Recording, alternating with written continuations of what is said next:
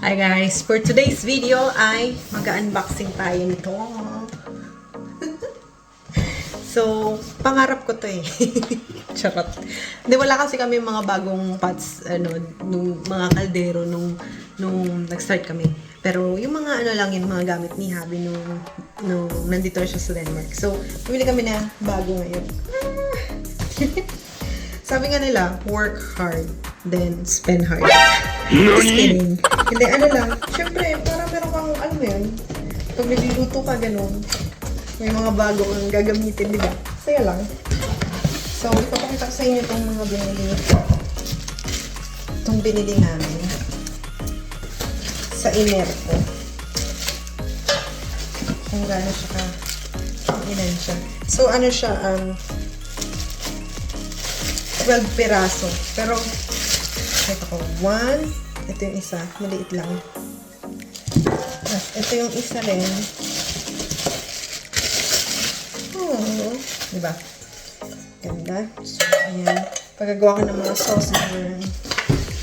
Tapos, ito yung isunod na malaki. Ayan. Diba? Ganda niya.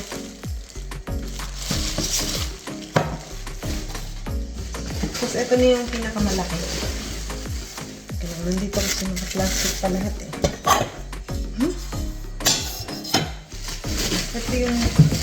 Ito yung biggest size. Ito yung biggest size niya. O diba? Pag gagawa ko ng mga sopas, ganun. Kaya tayong gawa ng sopas. Ayan siya. Meron pang isa dito. Ay, dalawa pa pala yung nandito. Ang dami. So, ito yung susunod na laki niya. Tapos, meron pang isa dito. Wala, ang dami. Ang dami niya, oh. May ito pa na. Ito yung kasunod na.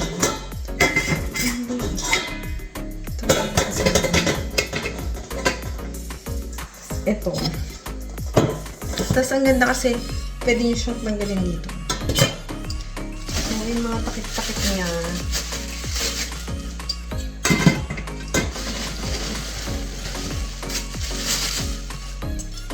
Yung takip na siya. Ito yung pinaging takip na malaki.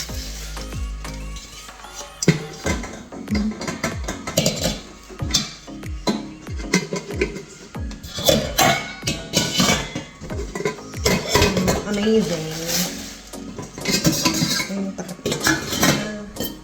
Tapos ito yung takip na. Ayan. Ayan. So, itong maliliit, wala siyang takip. So, ayun yung laman nitong box na to. Diba? So, bali, 1, 2, 3, 4, 5, 6, 7 siya na kaserola. Ito yung pinakamalaki. Ito yung sumunod.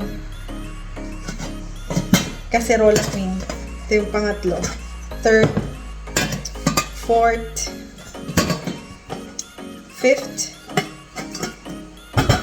And then, 6, 7. Ito yung parang gawaan lang ng sauce, ganyan. Wala siyang sauce. Diba? Ganda.